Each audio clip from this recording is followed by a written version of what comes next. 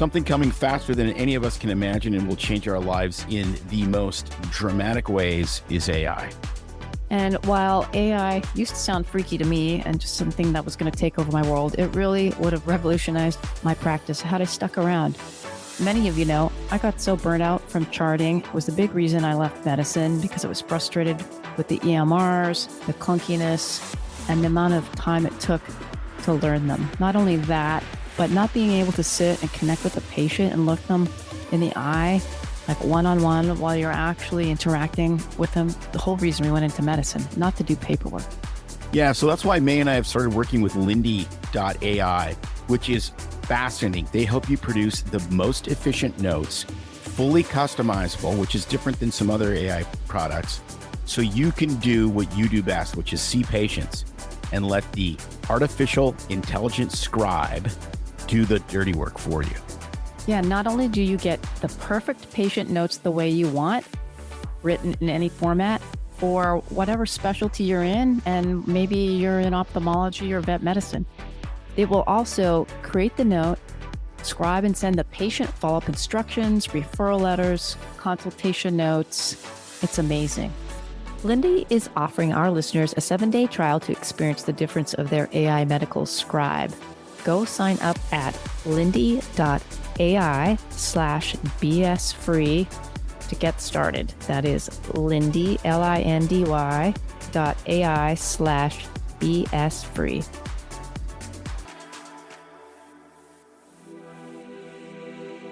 Finally, a source of raw, real, and honest information on healthcare issues that matter most. Welcome to BS Free MD. From the latest medical information to how to stay sane as a doctor or a patient, no subject is taboo, no BS is allowed. Now, let's welcome your hosts, Doctors May and Tim Hindmarsh. All right, everybody, welcome back again to another great episode with our guest, Dr. Cory Fawcett. He's incredible, and it's funny, we've kind of crossed paths before where we used to work, but never really got introduced or met in person. I've been listening to him on podcasts for the last, back to 2019. We've read his books, and here he is. So Dr. Fawcett is a retired surgeon, and he's literally cutting through the financial fog for healthcare professionals. And his information is actually pertinent to those who aren't as well. And he's about to take on this awesome, real cool challenge, which is actually riding across his America on a bike. And so we managed to snag him today. Bicycle. Yeah, bicycle, because Tim would call his motorcycle a bike. Right. So he's here to join us today to talk about his books, his adventures. But I would like to first say that if you ever feel like your finances are like an uphill battle, a big struggle, more than a leisurely ride in the park, then he's here to help you. So we're going to just dive right in and kind of do an overview of things today. So welcome, Dr. Fawcett, to BS Free MD, where we, like you said, we could do an episode on every book you've written and go from there. And I think it'll be kind of fun today to maybe kind of give an overview of how you got to writing all these books about finances from doing surgery and how you're living your best life riding across America. So, life is really fun when you can do whatever you want. That's exactly that transition to financial freedom really changes the game. I see people, I read articles, like I just read one today about going to Disney World and how they were pinching pennies. But when you finally cross the finish line financially, you don't ever have to think about what it costs or pinching pennies. You can just say, I'm going to Disneyland. And if it looks fun, you do it. You don't have to say, oh, but that's $200. No, you just do it because that looked fun. Let's do it. I love it. I love it. It's a great place to be when you get your finances together, live within your means, and you can just do things you like because you like them, not because that was the cheap option. I love it. So why don't we start by just sharing, like, how did you get interested in this? I mean, because everybody gets to a point somewhere, I think, along in their career, at least we did in our 40s, we're like, we're getting to our late 40s. Do we have enough money? We kind of started to pay attention a little bit more, but I think your journey started sooner. So tell us how you got interested in finances and a little bit about it. I was always interested in finances. So if I had to go back and say, when did my journey start? It probably was when I became the manager to my rock band as a teenager. And I'm actually running a business. I was 13 when we started, and I'm actually running a business that turned out to be very successful. And here we were, we had all the money we needed as teenagers, and we didn't have to have a job because we made money playing music at night. It was a lot of fun. And somebody gave me a book called Common Sense. And it was just the simple things that you could do to be successful. And basically, as a teenager, I just followed the instructions in that book. It was really simple. As a medical student, I kept a budget and stayed within my budget, and plotted out that I would retire from medicine at age 50. That was my plan from the beginning. Well, I actually showed that plan to another doctor, and he says, "There's no way that'll work. That can't happen. You can't save that much money." And then as a resident, my first year as an intern, I'm actually fully contributing to all my retirement plans, including the one at the hospital. And I'm trying to get all the other doctors, all the residents, guys, put money in your retirement plan. You're going to need this someday. And basically all but one of them said, I need all my money now. You know, I've learned the lesson that if at any point in your life you think you need all your money now, you're always going to think that. It doesn't matter how much you make. Right. At one time, Rockefeller, I think it was Rockefeller, I can't remember. In the 1800s, one of the richest guys in the world. There's a quote in one of my books, and I can't remember now who the guy was. But he was asked, as the richest guy in the world, how much is enough? And his answer was just a little bit more. Right. So, you know, if you can't learn to live on what you have now, you're not going to be able to do it on a higher income later either. And so as time went by, I became an attending, and then my wife decided she didn't like us being $500,000 in debt. And so we decided to get out of debt. And then once we were out of debt, we saw an incredible change in how our life was when you don't have debt payments to make. It was like, we had this question, what do we do with all this leftover money? We used to make payments with this. What do we do now? And then we started investing in real estate. And then we started teaching Crown Financial Ministries, which is a 10-week Bible study on money management. And we did that for several years. And then I was noticing that doctors don't get it. When they listen to the Dave Ramsey show, for example, something that's popular, lots of people know it, and they hear somebody that did their primal scream because they paid off their $60,000 in debt. The doctors are saying, yeah, so what's the big deal? I'm $660,000 in debt. So what? And so they just didn't get it, that those people paying off their $60,000 was the same to them as the doctor paying off the $660,000, because we can only get in debt in a direct proportion to how much income we have. If we get too much debt, the income won't support it anymore. And it tends to be that everybody lives on the edge of that. They live on the maximum debt they can tolerate and still get by each month. And so when people pay off those things, it's a big deal in their life because they were living on the edge. And I wanted to get that message to doctors in a way they couldn't tell me, well, that doesn't pertain to me, or that wouldn't work for me. And so I started telling my story and changing the things that we taught in the Crown class to numbers that physicians couldn't argue about, and taking the message directly to them in their language. And they started listening. And I decided to just keep on going that way. And so that became my big hobby after I retired. You know, let's teach the things I learned in my life to other people so that they have a better retirement. Well, it's such a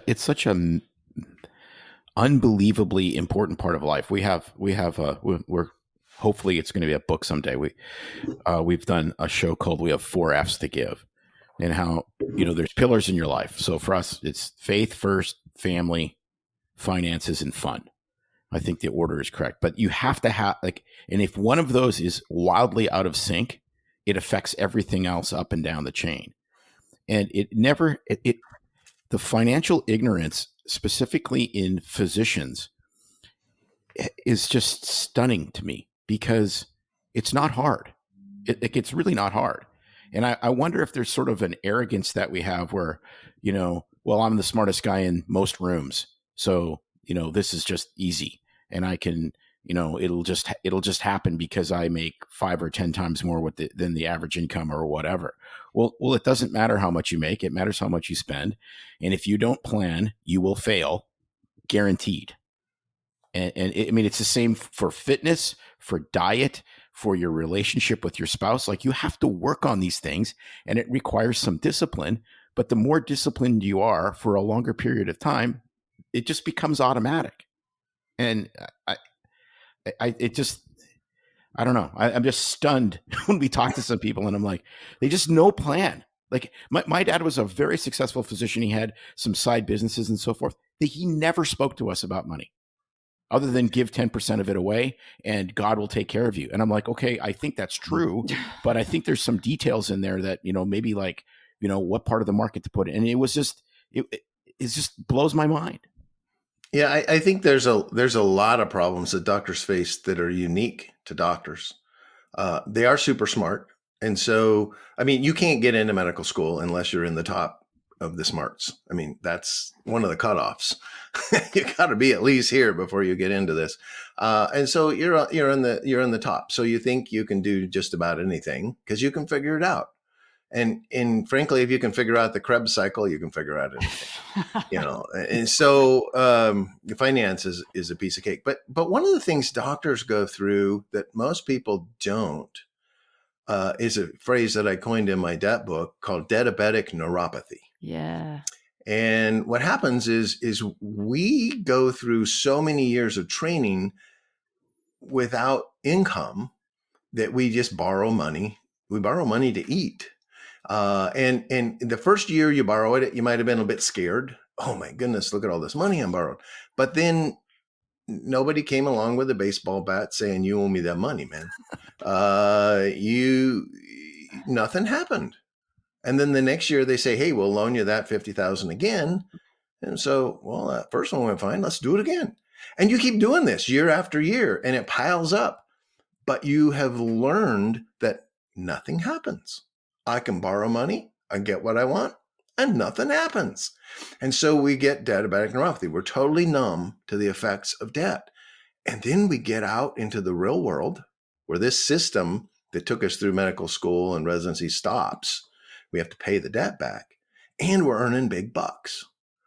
But we have diabetic neuropathy. So we think nothing about going out and buying a new Tesla on credit.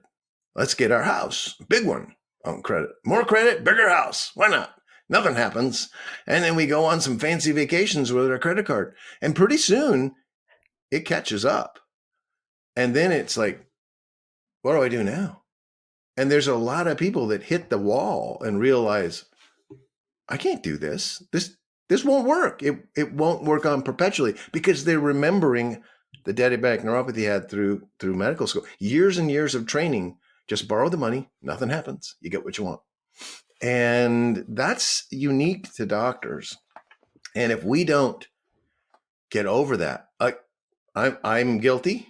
I came out of my residency approximately, $6,000 to $10,000 in debt. 3 years later, I was over $500,000 in debt because I made a big income. And everybody would loan me money. Mm-hmm. So I could buy stuff. I didn't need the money. People will give it to me. And that's when we decided, after we're $500,000 in debt, that my wife says, wait a minute, I don't like this. Maybe we should do this different. And, that's where we changed our life. But doctors have that diabetic neuropathy that they must conquer if you want to live a happy financial life. Because if you get too deep into the debt, that starts hurting your life. way more than the things that you bought that you thought were helping you. Absolutely true. Well, and it's back to the, May and I have talked about this a lot. The 10th commandment is thou shalt not covet. And we've built almost definitely an entire advertising culture and essentially an economy around coveting. It's always the next thing. Like it's the next thing is going to be, well, what about the last 10 next things that didn't make you happy? Why is it going to always be the next thing? Plus there's that delayed well, this was a big thing for Delayed us. gratification. When I was a kid, I had jobs. I got a job when I was 15, actually. And it was like, save, like put it all away. I did have to like learn to buy my own clothes in high school, but it was like, save your money for college, just save, not really allowed to spend other than, like I said, having to get my own stuff for school. And then you're right. So then I'm in university, I got some great scholarships, but then I had a few loans, not a whole lot. By the time we got married and got out of there, and I'm like, okay, all my friends who are now 8 to 10 years in the workforce have all this stuff. We have a dual physician income. I've been saving my flipping money since I've been 15 and not allowed to spend anything. Now I am 25 and 26, right there. And I am like, you still look good for 26. and I am like tired of it. It's like, all right, it's time to get some stuff. And then it just went nuts. And you're right. Then you get the house, and we didn't go way crazy, but we got some, we get a car. I'd never bought a car until I was not allowed to buy a car.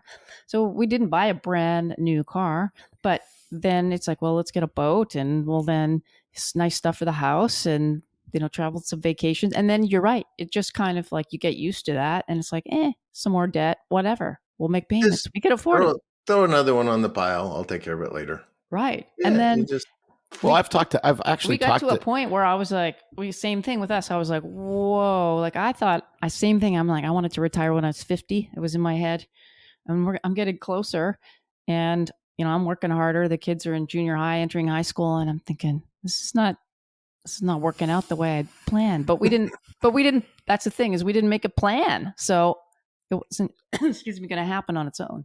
Well, I discovered something when I was a resident that I didn't really realize, that what I was doing was so different than the norm. Because I got that book on common sense. Okay, this is common sense. But I found out later that common sense isn't common practice. But I thought you should just follow this, right? So when I was 27 years old, a second year resident, we decided we were going to buy a house. I was in a pyramid program.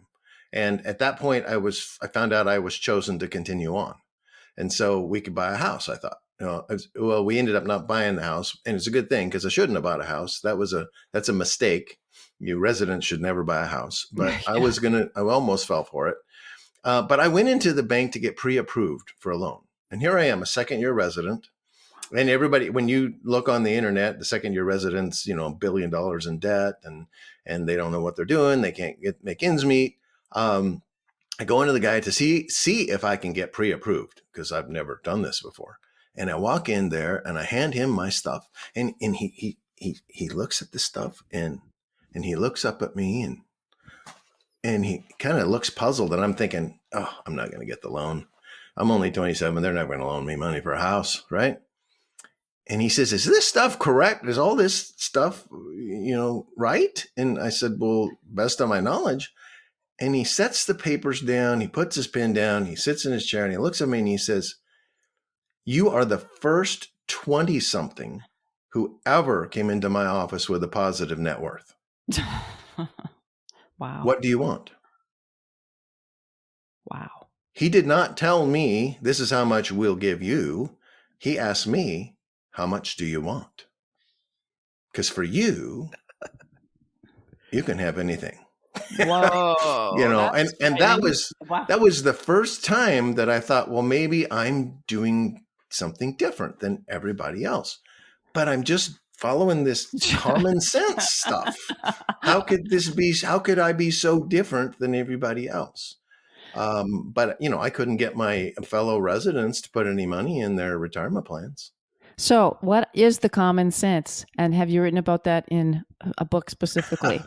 I haven't specifically, but there were a few in this book. It's in that bookshelf back there. It's actually sitting there in that bookshelf because I refer to it once in a while. But common sense, they taught you about compound interest and how if you start early, it makes a huge difference in the end. So start your IRA as soon as you have an income. So my internship year was the first year I'm earning a real income, and I started my IRA that year. Common sense says that you invest in something that you expect is going to give you a good return in the future. You don't speculate on things. You don't buy stuff like cryptocurrency when it pops up on the market. You don't trade futures or do day trading. You don't play games with your money. Put your money in an investment, and an investment is something that you expect will give you a great return over time, not that you hope will give you a good Right. return. And so if you just kind of live within your means. So if you have a budget and you live within your means and you save the money in the difference and you invest it in a safe long-term growth spot, you can't help but win in the money game.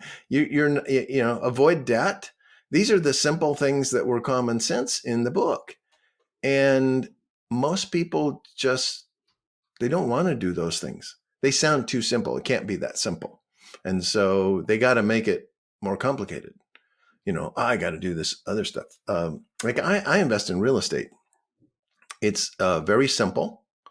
You buy it, and you buy something you're going to have for the rest of your life. One of the things doctors make a mistake of, they want a quick buck. I don't know why. They make great money in their current job. They don't need to do something on the side to make a quick buck, but they want a quick buck. And so they're flipping houses, right? Because you can make big, but doctors got no business being in the flipping houses business. That's a second job. You already got a good job. What you want to do with your real estate is create a portfolio that will take care of you when you're retired. Flipping doesn't do that. It just puts a bunch of money in your pocket you can go on vacation with this year. But then what do you got next year? You got nothing because you just sold your cash cow. And so, I've only purchased 5 apartment complexes, and I did it over a 6-year period. One of them I have sold because it was a partnership and we were planning on selling it, but I was planning on keeping the other 4. But I'll never need to buy another piece in the future. Those 4 already take care of us as well as we can. It's more money than we need to live our lives. And when we bought them because it's supposed to take care of me for the rest of my life. I watched my grandmother do that. And she became widowed in her 40s. I think she was in her 40s. And she didn't have to have a job because she owned some rental real estate. And I noticed that. Oh, she doesn't have to work. How come she doesn't have to work? Everybody else does. Well, she's got these rentals that pay her money and they're all paid off. So it's all cash coming in. And she never got another job. She lived into her 90s and never had to work. All because she purchased those things to last the rest of her life. And she still had them at the end of her life. And she started buying when she was, I don't know, in her 30s or something like that. But so let's talk about the rental a little bit, because I know that when I see posts and physician posts and there's courses all over, and then physicians, I mean, it gets to the point where I'm like, are you a realtor now or a physician? And how do you do both? Because that's almost like a second job. It's some of them are not just purchasing them, letting someone else manage. And Tim had, I would say, a negative exposure to real estate because his parents had real estate and just saw the headache factor of something was always happening and someone was calling. They never did it right. Yeah. Because they didn't have enough to cash flow it to really make it lucrative. Mm-hmm. They had a duplex and I think another house. Well, the single family house that they rented was fine because for years they had a really good renter. So that just kind of took care of itself. And then the duplex was a pain because people were in and out of it. They're breaking appliances. my dad he was super busy with his practice, and he never really wanted to do this with any passion because, it was a tax shelter he's supposed to be in. So, the greatest day of their life is when they finally sold this duplex. But again, it doesn't, it's like when you buy the two best days of your life are when you buy a boat and when you sell it. And so it was now, if they would have had 10 or 15 or 20 units, and that was a separate entity where you can have somebody help you manage it, and it cash flows enough that you don't have to even worry about your stock portfolio, because that's kind of this inflation-proof vehicle. Well, that's different. And so it's not different. I would disagree with that. See, May and I talked about rentals, and all I saw was, I don't want another job that keeps me not windsurfing or not skiing. Correct. What I tell people, if your real estate investment feels like a second job, you're doing it wrong. It's supposed to be an investment. It's not supposed to be a job. Okay. If it feels like a job. So like your dad, you said if he'd have had 10 units, he would have had 10 times his headache because he wasn't doing it right with the first one. If you're not doing it right the first time, you're going to duplicate that and you have 10 times as much headache. Right. So you first got to get at it right. And this is one problem that doctors face. Okay. Let me think about your office when you guys had an office. Okay. Did you answer the telephone when it rang? No. No. Okay. You never did. When somebody came into the office, did you put them in the room and get their old chart and take their blood pressure? No. When you needed to be on the phone with the insurance companies to get something pre-approved, were you on hold with the insurance company? No way. No. Okay. So I can go down a list of a whole bunch of things. And then I'm going to ask you at the end, well, what the heck were you doing there? Why'd they need you at all? Because if you didn't do anything. The thing is you did the part that was crucial for you to do. And you had a system in place to take care of everything else. Okay. Right. Doctors already know how that works. When I saw a patient who needed a colonoscopy, I wrote colonoscopy on their charge slip and I handed it to somebody else, and it started a ball rolling and everything got taken care of. And the next day I saw that patient, we were in the colonoscopy suite ready to go. Okay. There was a system. I didn't have to do any of that stuff. Doctors know how that works, but then they buy a piece of property. And for some reason, they think they have to change that system and they have to do everything. Right. And so here, imagine this now. You're in the room with the patient and your cell phone goes off and it's a tenant, and you step out and, their refrigerator is bad. And you say, okay, I'll come by this afternoon after the clinic and I'll get you a new refrigerator. So you go by after the clinic, you check, the refrigerator's bad. You run over to Lowe's and you buy a refrigerator and you come back and you haul that up 2 flights of stairs and swap out the refrigerators, haul the old one down 2 flights of stairs, put it in your truck, but it's too late to go to the dump. You'll have to do that on Saturday when you were going to go fishing, but now you're going to take this over to the dump, and this is what goes on. And then you say, oh, this real estate stuff is stupid. It's taking up all my time and stuff. But you know what happened for me when I set up systems for this stuff, run it like my office. And somebody, the same guy, his refrigerator's dead. He's got a plan. He's supposed to call this number if something needs fixing. He calls that number and my maintenance man picks up. What's up? My refrigerator's dead. Let me check it out. And he comes over and makes sure it's not the breaker or the switch or something. It's really the refrigerator's dead. The maintenance man then calls the appliance company and says, hey, we need a new refrigerator at this address. Here's the guy's name. Here's his number. Thanks. And we're all done. The refrigerator company, they come in and take care of everything. They'll do it for free. If you're doing them regularly with them, they'll come in and swap it out, free delivery, installation. They'll take care of everything. And then they've got my credit card on file. And so so what happens for me as the doctor who is in seeing my patient? The first time I learned that happened was because I received a receipt in the mail that says I bought a refrigerator. I hand it to my wife so she'll put it in there for our taxes. So which guy you want to be? The guy who's running around all over town doing something that doesn't need to be you. The refrigerator companies will do this for free.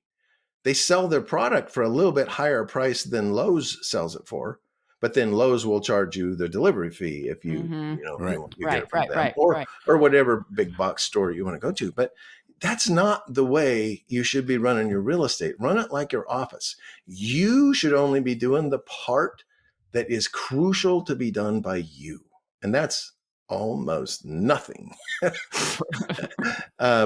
When I was, and that description I just had, that's when I was the manager of my property. I wouldn't have known that refrigerator got changed until I got the receipt, because I was the manager. I wasn't the doer. I wasn't the guy who goes out to check the refrigerator. I wasn't the guy who goes and gets a new refrigerator. I was the manager. I hired that guy. Right. That's all I had to do. Hire him, show him how we do it, and then I'm done. He's taking care of that.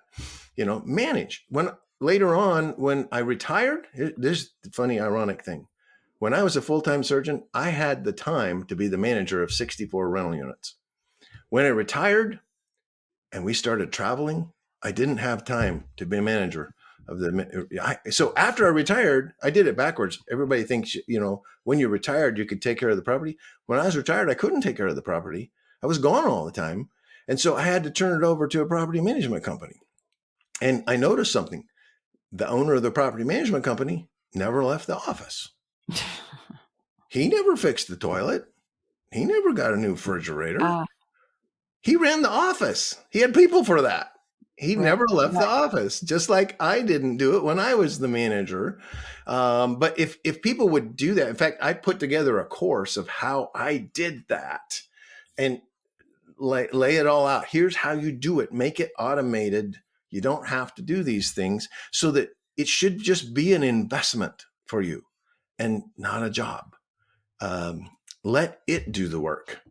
And you'll be so much happier. If you feel like it's a job, boy, you're trying to do everything yourself. And that it won't work in your office. If you tried to do all those things yourself in your office, you could not make a living as a physician. You couldn't see enough patients to cover all the bills if you tried to do it all yourself. And so don't try to do it all yourself when you do real estate either. Yeah. Well, I was so emotionally scarred, we never did real estate. Nope. It can be bad. I mean, you can really get yourself into emotional trouble with all the things if you try and do everything, and including in your life. You've got to hire out some of the stuff to be done. You can't do everything. Your life is too short. You don't have enough time to do everything. Other people have to do some of the stuff for you, and you can do some of it too. But if you try to do everything in your life, you'll never have time for fun. I'm going to ride across America on my bike. I know. Which means I had to have been bike riding a lot. Yes. If I had to do everything in my life, when would I find the time to go bike riding? You can't. When I was a full-time surgeon, my sons and I got into bicycle riding, and then one of my sons says, "Hey, Dad, I want to race." And so we went to a bicycle race, and I said, "Well, if I got to drive you there anyway, I might as well race too." And so we started racing bicycles. And in 2009, me and both of my kids all won Oregon's best all-around racer in our age groups for the state. I love it. Wow, that's amazing. As a full-time surgeon. Now, if I tried to do everything in my life, I couldn't have done that. Right. Yeah. When I was working the most number of hours, it's when I ran the most. I was running between 35 and 45 miles a week, and running. I had it all mapped out, so I had a spring and a fall marathon, and I was that was like the most productive time of my entire life. Mm-hmm. And it's like you just made time for that, and plus, the exercise is so rejuvenating as far as just getting work done. I mean, it worked perfect. And then the kids got older, and it's they don't they want to do stuff on Saturday, and I'm out there running for 4 hours or whatever. So that kind of, that changed a little bit. Priorities. You got to get them running with you. Yeah. I started bicycling to get back into shape, and my son started bicycling with me, and we started doing it together. And then when he went to race, then I went too. We did it together. The whole reason we're riding across the country is because I asked my son a couple of weeks ago, this is, what do you want to do together? Let's do something together. Just, and I had in mind, go to the Family Fun Center and ride the cars, and he says, how about we ride our bikes across America? And you're like, whoa. Well, see, it happened to be a perfect window in his life. He's changing jobs right now.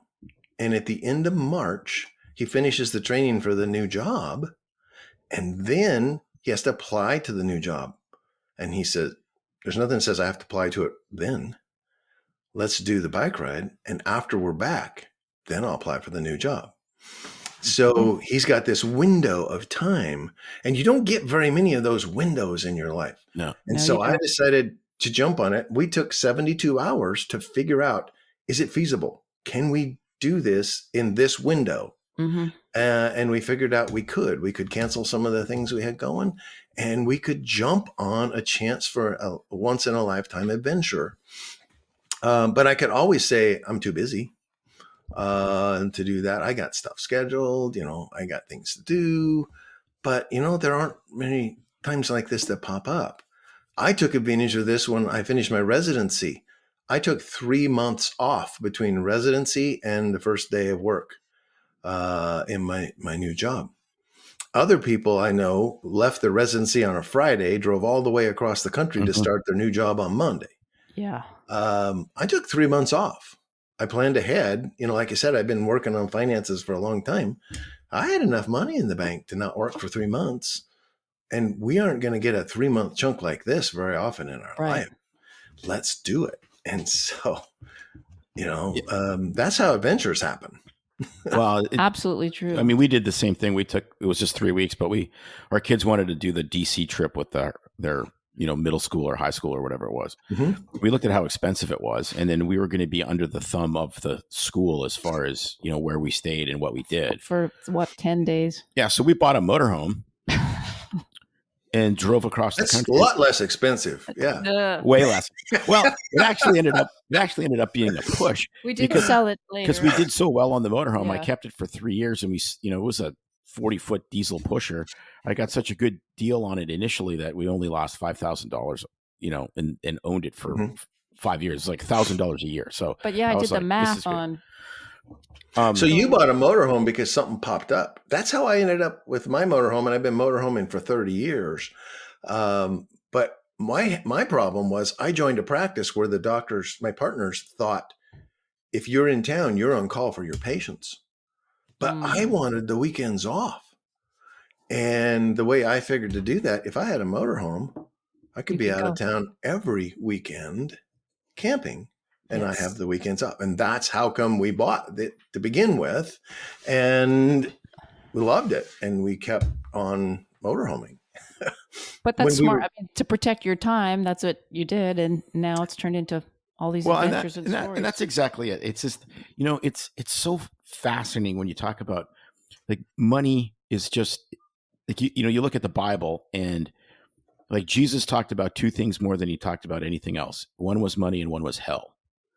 And they're other than maybe some sexual things, there are 2 things in churches that are almost never talked about, or if they are, it's weird. It's weird, fire and brimstone, or it's give us more money, we need a new wing on the sanctuary. But yet it affects your life so dramatically. And I love what Rabbi David Lappin talks about. He says, money's like blood.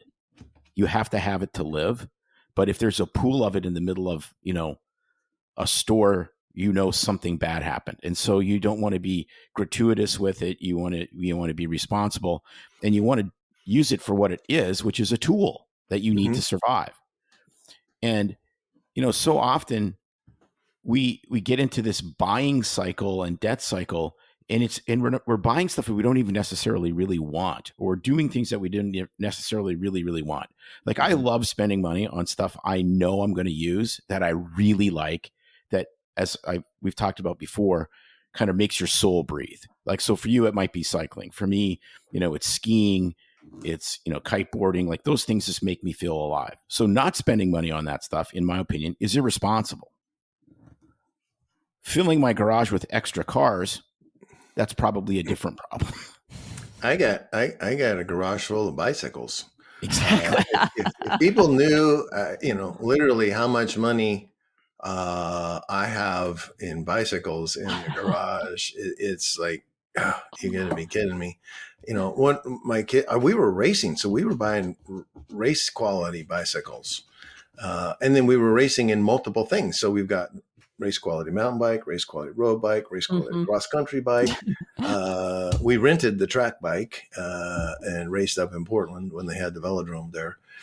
But that was something that was not just fun, but the whole family was involved.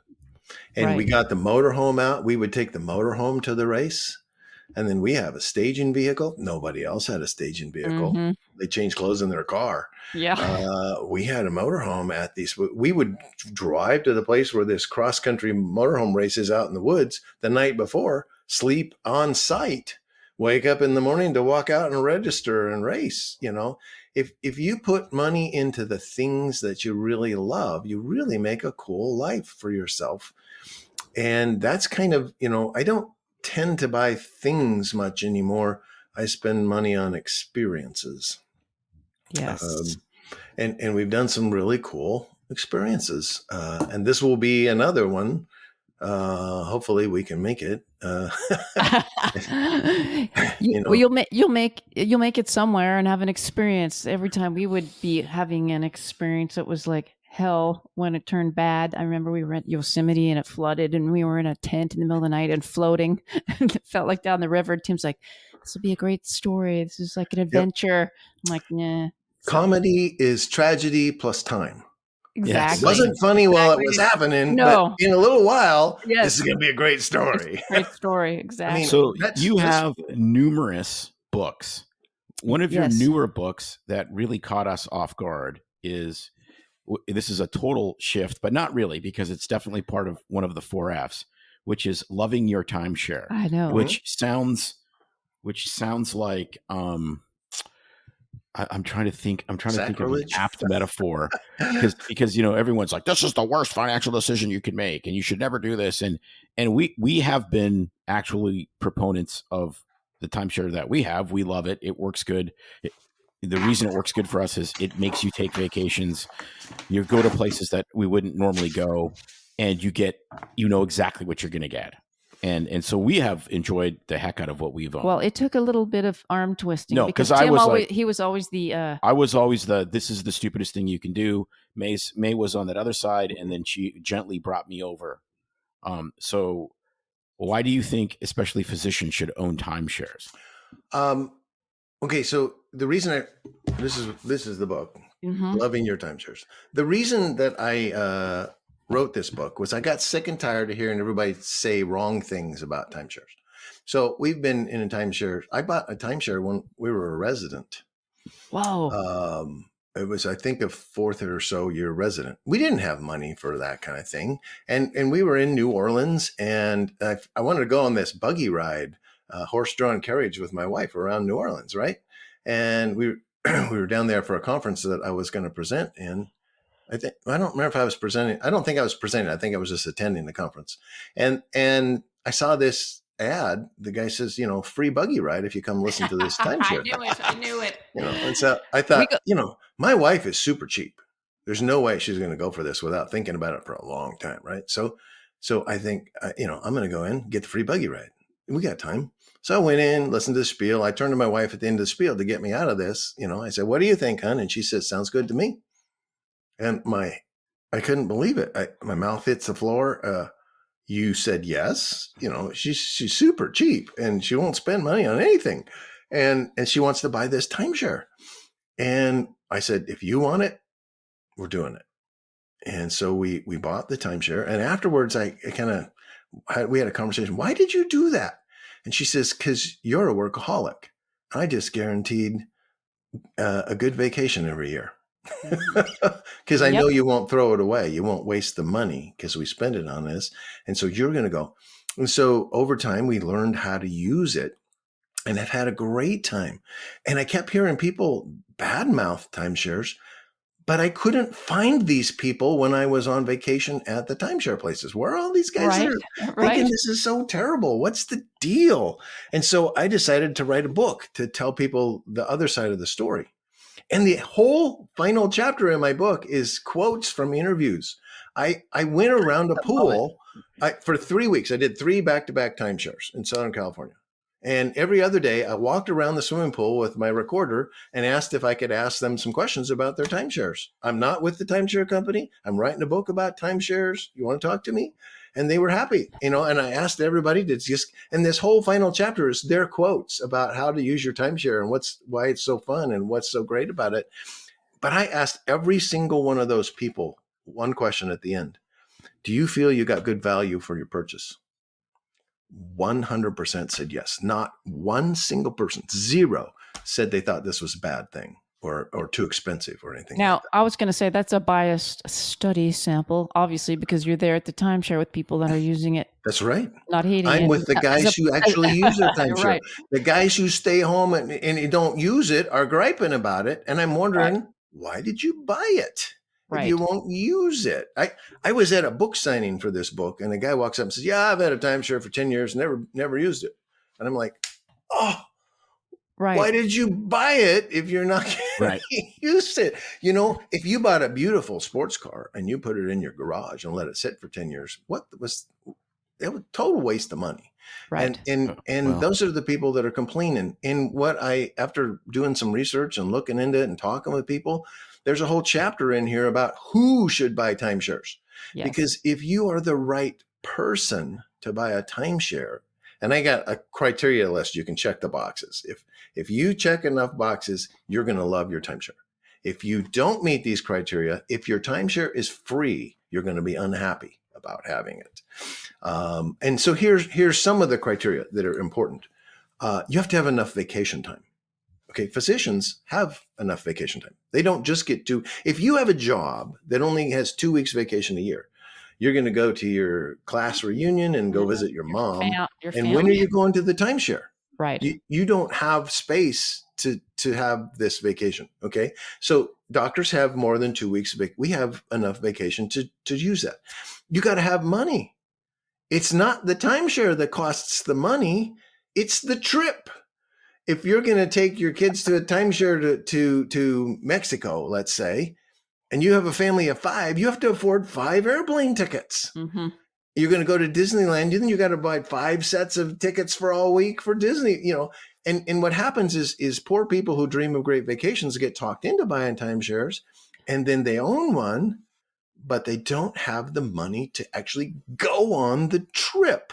Right. The timeshare is the tiniest part. My average cost per week for owning my timeshare is in the $600 a week.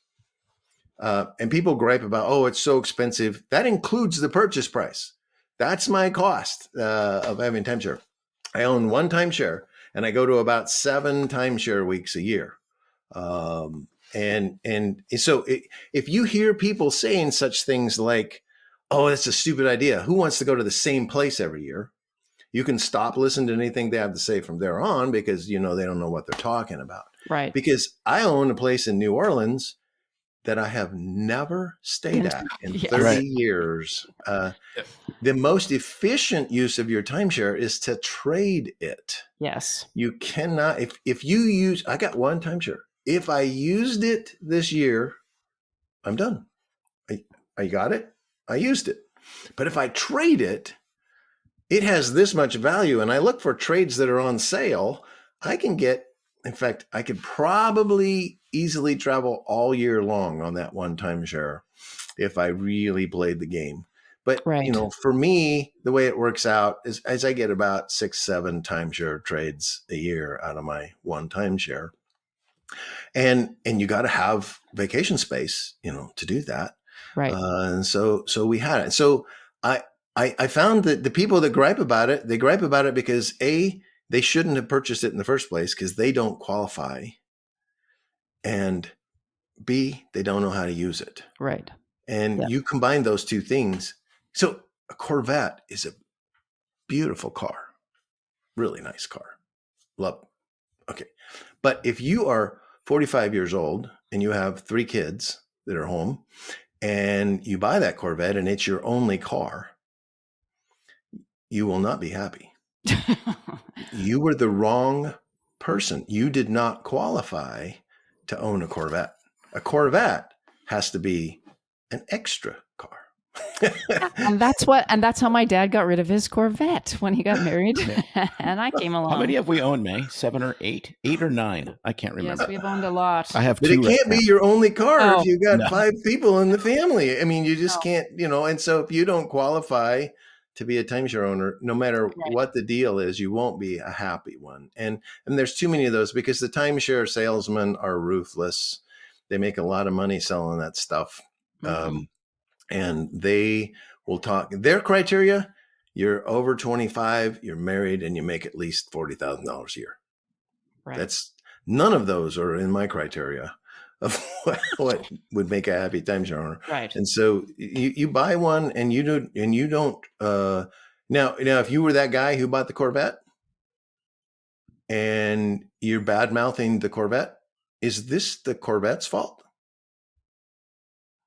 The Corvette's still a really good car. Yeah. That's a nice car. It's just not the car for you. And so why are you running around bad mouthing Corvettes when it was you who made the bad purchase? You didn't qualify to be a Corvette driver, and yet you bought one. That was the problem. The problem wasn't the Corvette. Exactly. Exactly. Yes. So, and that's the way timeshares are. If you qualify, and there's like 7 or 8 criteria in there that I go over. If you qualify as a good timeshare owner and you buy it correctly, I did not do that. I didn't know any better when I bought mine. I paid retail. Yes. You should be able to get your timeshare for close to zero. And then when you sell it at the end, it'll be worth close to zero. Yes. And you'll be about even, Plus you got all those joyful events along the way. Exactly. So if you play the game right, it is a wonderful way to vacation. This year, we have currently booked 1, 2, 3, 4. We currently have 5 timeshares booked. Wow. For the year. I only own one. Yep. And I'm about to give one away. I give them away to people because That's I can use them faster. Because I also have a motorhome and I want to do that. And I also like to go on adventures. I want to do that. And I also like cruises. I've been on 18 cruises and I like to do that. So I end up giving away timeshares because I can. That's amazing. So I just, are you still coaching? Coaching physicians for, yes. Yeah. Yeah. Because I did that. Because just Oh, you want to be coached? Is that what?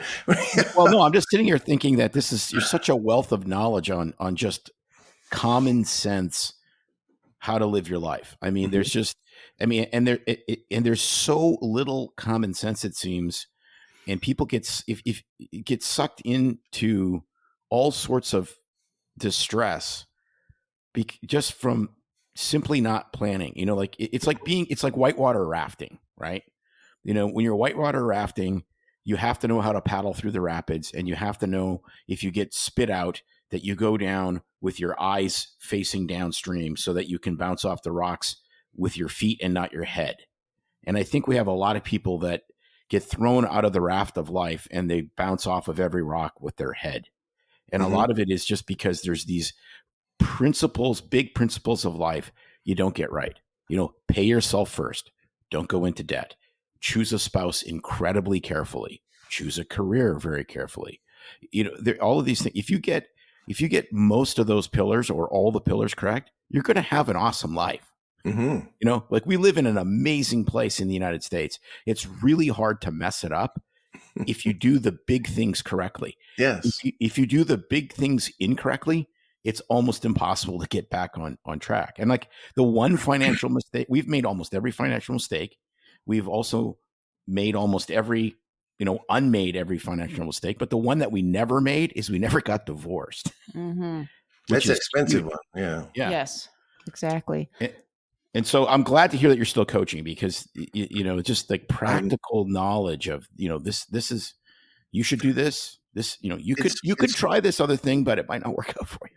The coaching part is the favorite part of what I do now.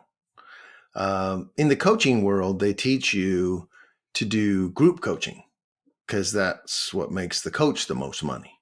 Mm-hmm. And they say, you can reach a little bit of help for a lot of people. But, I really enjoyed changing people's lives. And I only do one-on-one coaching for that reason. Doesn't make me as much money, but I'm already past that point where I need to make money. I need to charge you enough money that it hurts enough that you'll do this stuff. Right. So that it feels like, oh man, I'm paying. It's kind of like when we bought that timeshare. Man, I paid for this thing. We're going on vacation. You gotta. When I first started, I had the notion that, well, I don't need the money. Let me coach people for free, kind of thing. And I found out right away that it doesn't work because they wouldn't do any of the stuff because it was free. It doesn't matter. But if I made them pay some money for it, now they were doing their homework. And they were, they wanted to get their money's worth. And then I saw changes. I mean, and usually by the third session or so, you start seeing the light bulb go off. And it is so cool when they, so I have girl, go ahead. One lady, was leasing a car, and you really don't want to lease a car ever.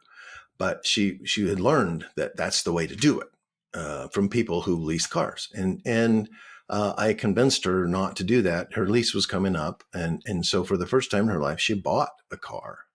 It was a used car, fitted within her budget. And she paid cash for it. And so on a later session, she's telling me about this event where she had coffee with this guy, and she was talking to him about how bad it was for him to have that lease and he should buy. And it was like, this is so cool. Cause like 3 or 4 sessions into this thing, her life has changed. And now she's out trying to change somebody else's life because she realized, wow, this is so better. and she's helping other people. And when those things happen, it is just so great to see that, it's like when you teach a resident and then you see them do the procedure and they did it right and they did it well. It was like, yeah, that's cool. That's cool. So I was going to ask, so obviously I'm thinking the biggest thing sometimes is going to be like any kind of coaching or counseling couples is getting them on the same page.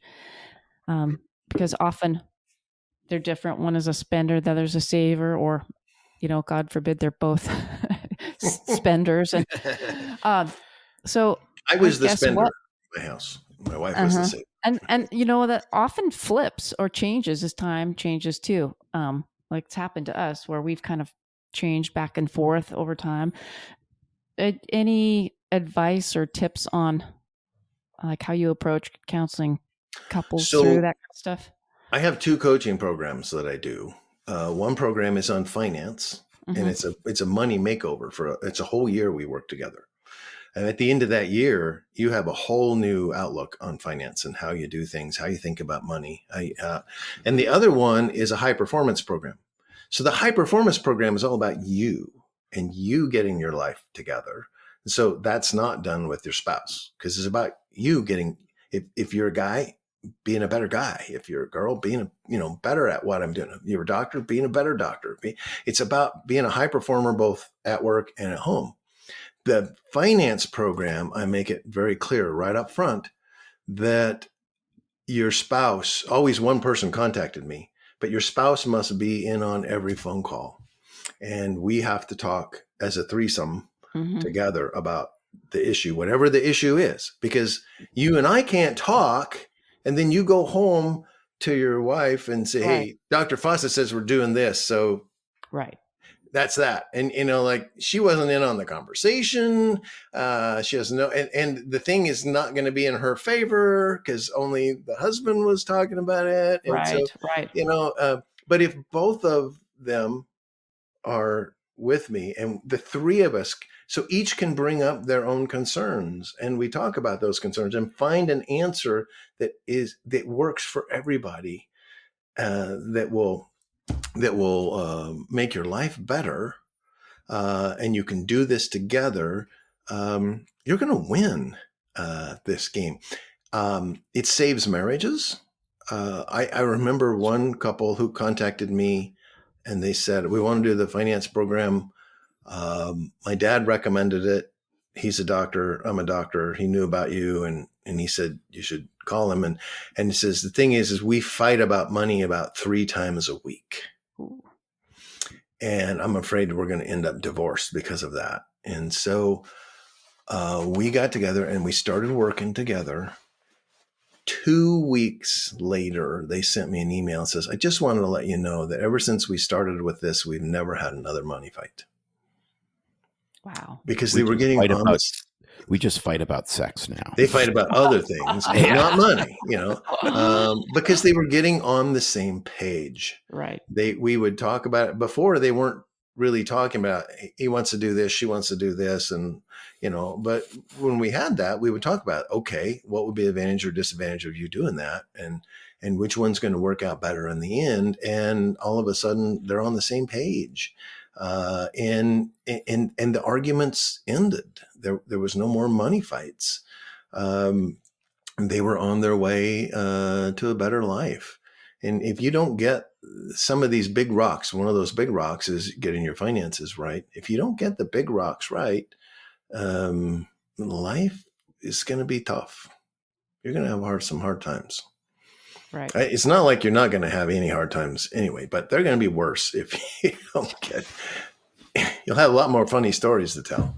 Yeah. There you go. Exactly. Yeah. No, I mean it's really true, and these big principles, and it's interesting because Gad Saad just wrote a book, The Sad Truth About Being Happy, because he's like an evolutionary biologist or something like that. But it's really fascinating because it's all of these things. He's like, you don't need to be super rich, but you need to have enough, financial bandwidth that you can kind of live your life the way you want. The biggest 2 things were a really good marriage, having the correct partner that you feel like is a life partner and not just, a roommate. And the other one is a career that has some level of creativity, which I found fascinating, because I have found that, in this second stage of life for us, I just want to do something creative all the time now. Medicine was great. I had a tremendous career as a country doctor. I'm working now because, I want to maintain at least a license for a while, and it's relatively easy money, and it's still pretty fun. The patients I deal with out here is still great, but it's not like it was when I was, doing a death investigation and then a delivery and then going to the OR and working in the ICU and all of this super intense stuff. But the creativity part I find fascinating. Mm-hmm. And, you did the same thing. I mean, people, first of all, general surgery is pretty creative. People don't maybe understand that. And then you just started writing books, which is wildly creative. And I was writing music before that. Right. So same thing. And these creative outlets really make people feel alive. And for me, one of the biggest creative outlets is cars. Like, I'm a car guy. I love that because that's art to me.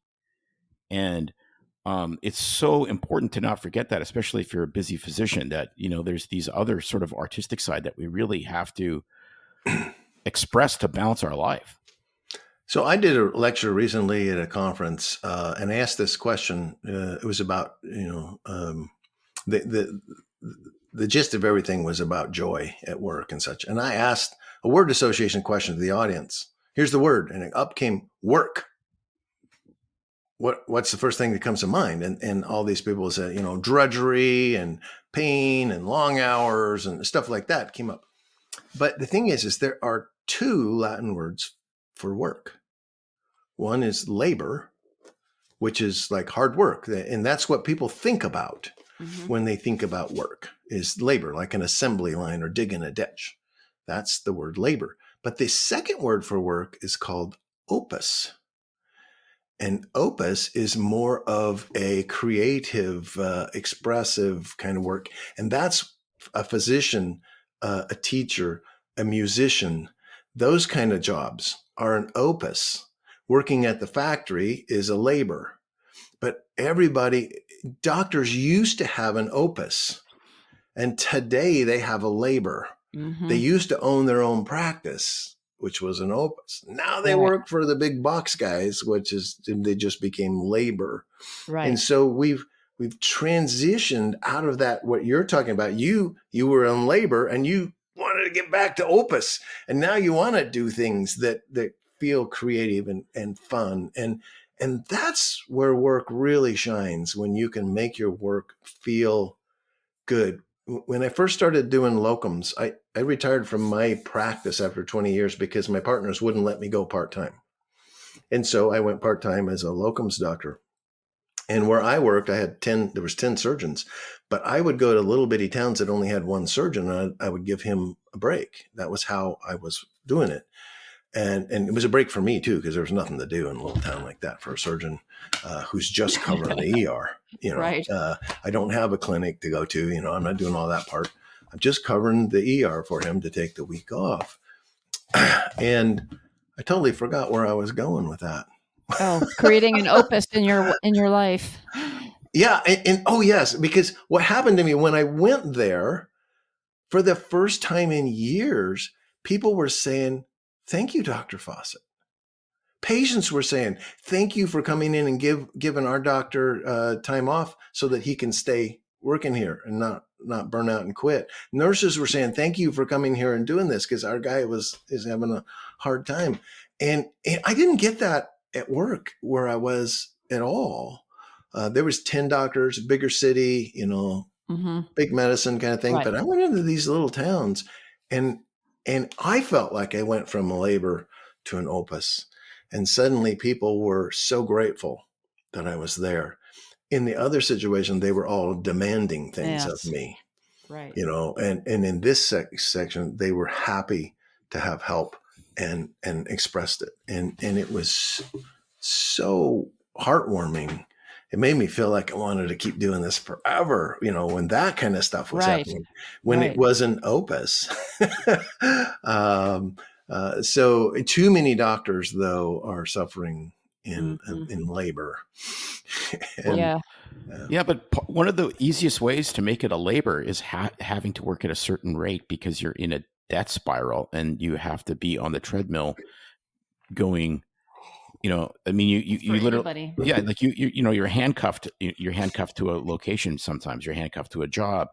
We came from a job that was really well compensated, but we hated the management. I mean, that's a terrible job. It doesn't matter how much you get paid. That's still a terrible job. And so if you're financially independent, you go, who cares? I can take a break. I can work less. I'll take a few months off.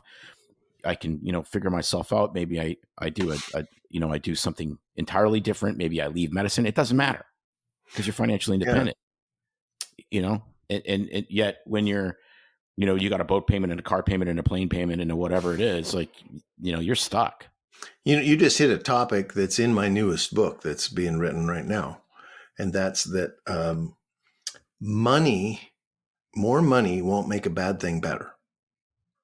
Just makes your bank account bigger, but it's still a bad thing. If you hate this thing, but you'll do it if you pay me more, you're still going to hate it every day. Yes. Just like you did before. And so you didn't change anything. Your life didn't get better because you demanded more money and they gave it to you. It's the same. And so we make this mistake that we think money will make it better. And that's how we pick our job sometimes. Oh, they offered me the biggest sign-on bonus, so I'll go there.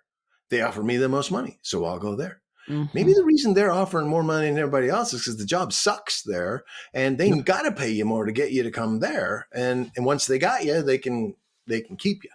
And so that's not how you want to pick your job. It's not the money, because the money won't make bad things good. They're still going to be. You still don't like them. Well, I heard an excellent quote, and I can't remember what podcast it was because I listen to so many podcasts. But this guy was talking about I forget the context was like, I think it was like rock stars and musicians and all that. And they said, the problem with money is it's an accelerant. So if you are sleeping around, doing drugs and being the rock star, and now you have a bunch of money, you just do that more. So you actually get yourself in more trouble because now you have the means to get into more trouble. If you own a small business and you love your small business and you wanted to expand and do whatever, and you come into a bunch of money, you just keep doing that. Mhm. I mean, I remember watching one of the lottery shows, and one of the only families that did really well with the lottery, they owned this local brewery, and they just reinvested in their business with their lottery money, and now their brewery was very successful and super stable because it had the financial backing it needed. Everyone else bought, like ATVs and took airplane flying lessons and whatever, and burned through their money in 2 years kind of deal. I had a great firsthand example of that. I had a kid, young guy, who had his first baby on the way, who was a renter of mine. And this was back when I managed the places. And the guy says, I know you are teaching people finance. I know you're good at finance, and I'm about to get an inheritance. And I'm wondering what you think I should do with it. Okay. So he was going to get an inheritance. It wasn't a lot of money, but it was a lot of money for him. It was roughly a year and a half income for him. Okay. And he's a renter. He doesn't have a lot. So I actually had a 3x5 card. That's back when I kept a 3x5 card in my pocket that I kept notes on for patients and stuff. And I pulled out a 3x5 card and I wrote, here's the 6 things that you should do with the money. Okay. And I gave him the card. He had the wherewithal to ask. He's getting this money next week. Okay. These 6 things. He didn't do any of the 6 things on the list when the money fell into his hands. At the end of the month, all of the money was gone, year and a half of money. All of it was gone, and he had put himself into a higher expense category, but didn't have a higher income. And he couldn't pay his rent, and he got evicted with a child on the way. He got enough money, his grandma's life savings, that could have really jump-started a great life for him. And he blew it all in 1 month. Wow. And he was worse off than before. And this was having sought advice before he got it and still didn't listen to it and was worse off. And his grandma's life savings was gone in 30 days. That's so sad. His grandma actually thought she was doing him a big favor by giving him this money when she died, and she actually hurt him. He was worse off after he got it. And that's the way it is with most lottery winners, because it's not the best and the brightest who buy lottery tickets. And so when they do win, they don't really know what to do with the money, and they kind of blow their life because they can do some big bad things with that kind of money. Absolutely. And I felt so sorry for this kid. Wow. But gosh, I handed you the answer and you missed it on the test. How did you do that? Here's the answers to the test. Oh, just do this. He got swayed. By others. I just read, I don't know if it's true. I just read there was a news post on some throwaway thing on Instagram or whatever that they think Bruno Mars owes MGM $50 million in gambling debts.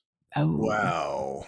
Well, wouldn't be surprised, because when you've got that kind of money, you can just start, it's kind of like the diabetic neuropathy. Right. You think it doesn't matter, and because you got so much, coming in that it'll just take care of, you can screw up, and that's true. When you make a lot of money, you can make some screw ups and you can recover, but there's only so many of those that you can recover from.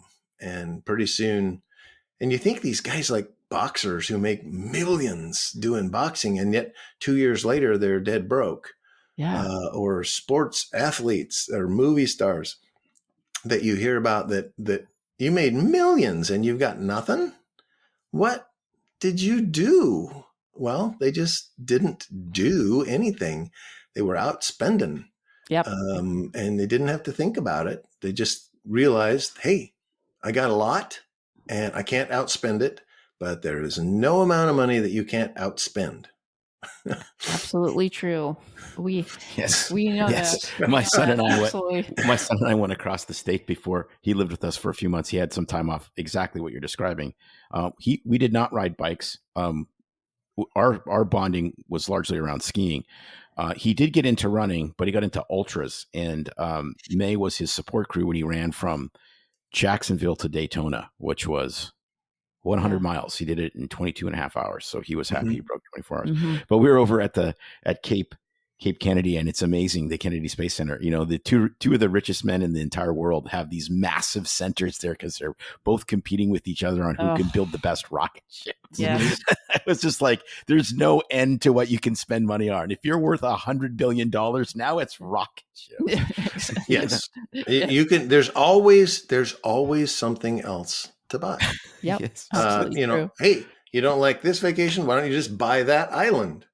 And now I got right. my own island you don't like that timeshare thing because but that island, hey, I'll take an island. It's true. You can buy a rocket ship business that the first multiple rockets that are going to go out are just going to blow up and be scrap metal. And it takes a long time and a lot of money before you finally reach to the point where it's ready to do its job.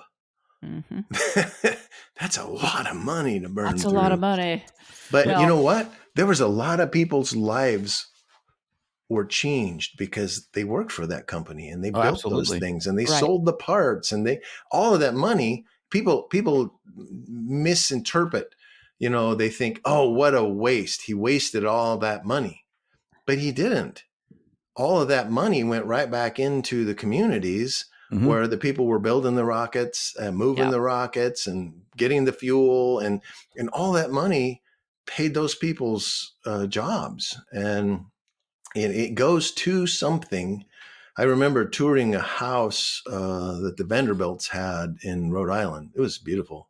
250,000 square feet. My house would fit in the foyer of their house.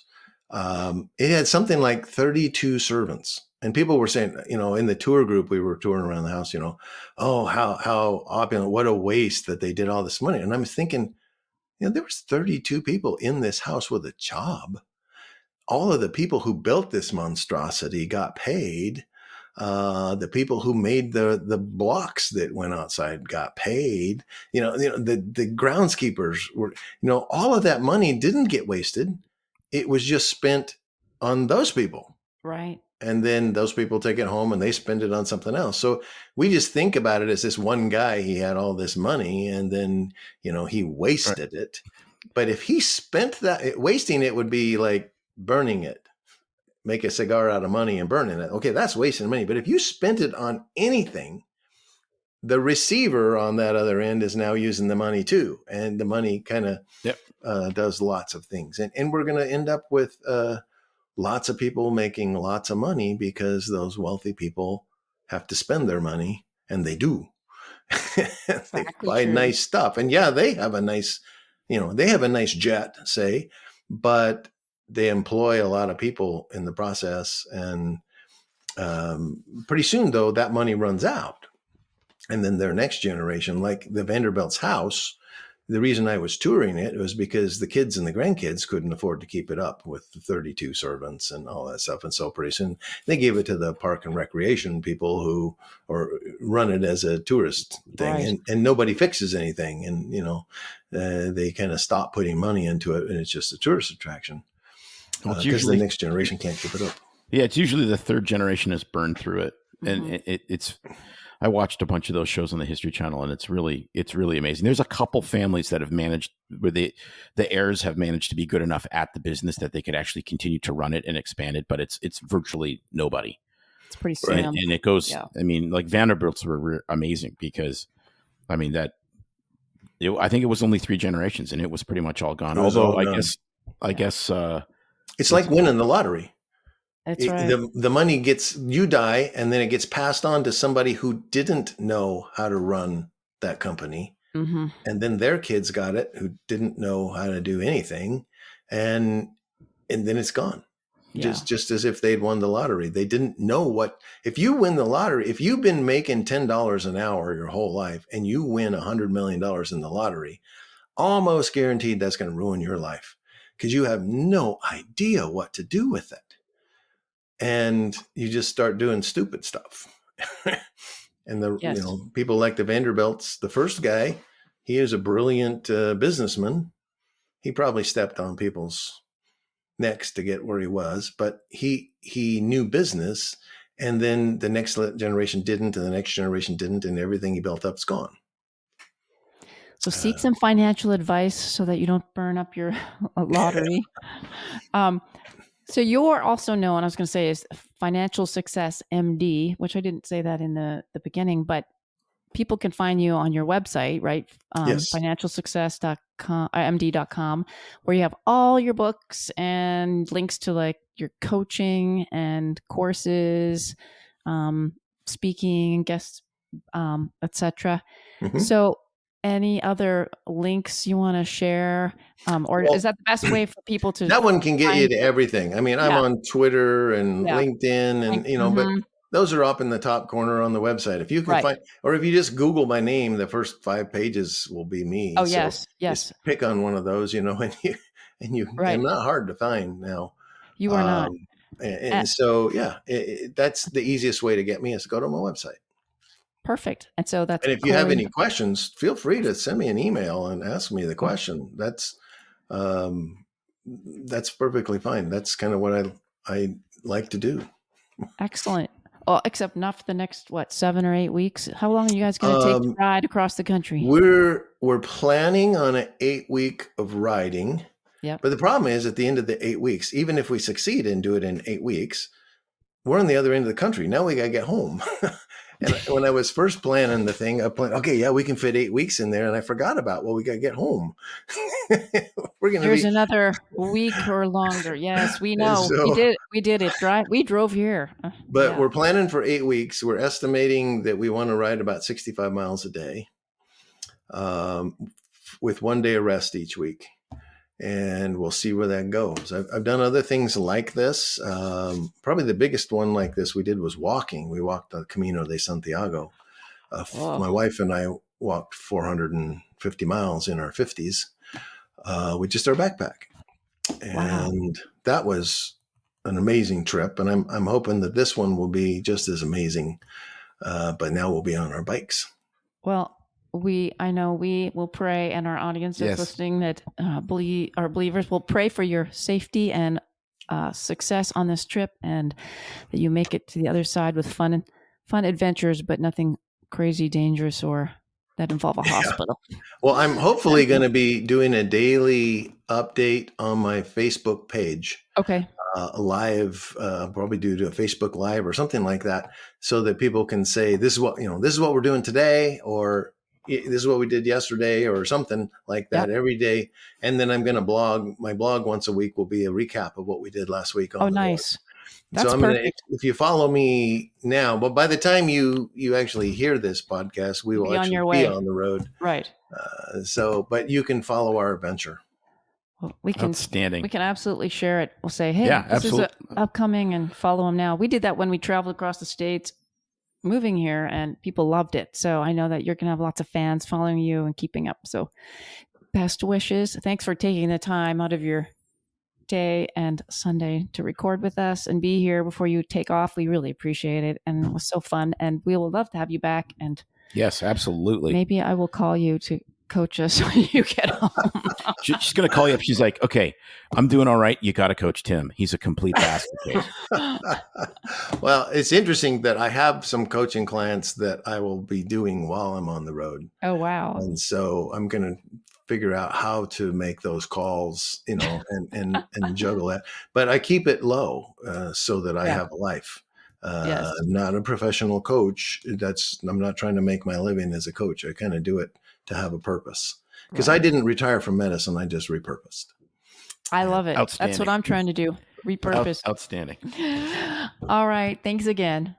You're welcome. Well, that wraps up another fun episode of a BS Free MD with Dr. Cory Fawcett on our show this week. And, you know, we've been talking a lot about life planning and finances a lot, insurance, disability. And you're like, so what does that got to do with medical things and medicine and life? And if you haven't listened to us long enough, then you've forgotten that in the 4 pillars of life that we kind of live by, finances really is one of the key ones that comes right after family, faith, family, finances, and fun. And so if you don't have your finances right, your whole life's going to suck. Let's just say that. It's one of the biggest reasons people get divorced and need to be on the same page. And it affects all these other aspects from your faith to your family, fun, and beyond. And so getting that right is a part of living an amazing life. And, you know, your actual physical, mental health, and all those other things are impacted as well. So that is enough said. I really love reading Cory's books. They're simple to read. They're not complicated. They're short and sweet. And you don't have to be a doctor to get a lot of tips out of them. Although I guess starting your own medical practice probably isn't for you if you are an accountant or in the woodworking industry. Well, you could try. But there might be some things that, I don't know. I would maybe just not pick that one. I'm really excited to check out the timeshare one, and I might carry that around with me like my little tract to hand out to people when they're calling me about my timeshare and if I want to give it up, because I really do like it. So we hope that Dr. Fawcett has a very safe journey across the country. We will be following. I think that's a really cool way to blend passion, purpose, and, you know, he's definitely so happy and positive and an example of being financially sound and living a free life. What do you think? Well, I just wonder how happy and positive he'll be after riding 3,000 miles. Well, I would assume he'll feel very fulfilled. I just think about it and my bum gets sore. it hasn't been calloused enough like his. Apparently. We hope that you tune in again to BS Free MD for more conversations like this. If you haven't already, please subscribe. And we also would appreciate it if you can rate us and give us a review and write a comment, because it really does help the show get noticed. We ask this all the time, not just because, but it's your way of giving back to us, because it helps it get boosted, and it does help us get more sponsors. Yes, that is a booster we can fully get behind. There you go. And on that note, our shout out is going to someone who we love your comments. And, you know, I think we should do more of these shout outs. We ran a coffee and comments contest to help boost our ratings in the podcast charts. And we got several reviews and comments, including one from Mom Patriot. And this shout out goes to you, Mom, because Tim and I loved your review. This is what she said. I heard you on one of my favorite podcasts, Informed Dissent, with Dr. Barkey and Dr. McDonald. You were so great on there. Now I'm hooked on your podcast. We love making addicts, if they're addicts to our podcast. Keep going. Love listening to you two. Your relationship is a breath of fresh air. You make me laugh and brighten my day. God bless you two for taking a stand for what is true and right. Wow, that really moved us. That was just an amazing comment. We appreciate that. Please reach out to us, Mom Patriot. Yeah, because we don't know DM us who you are. Or email us so we know who you are. So we just don't know how to get a hold of you. Reach out to us at doc@bsfreemd.com to claim your prize. We've got something to send you, and thanks for your review. So you can reach out there at the email. You can message us on Facebook or Instagram. If anybody else knows who Mom Patriot is, let us know. And until next time, everybody, we will see you later. It's no secret that medicine is a bit uptight. That's why Tim and I created BS Free MD, to mix things up a little and have fun in the process. Besides, we are having these exact same discussions all the time, so we thought we might as well invite everyone to the party. If you really like us, you can get plenty more, and maybe see one of Tim's cool tattoos on our Instagram or Facebook pages at BS Free MD. See you next time.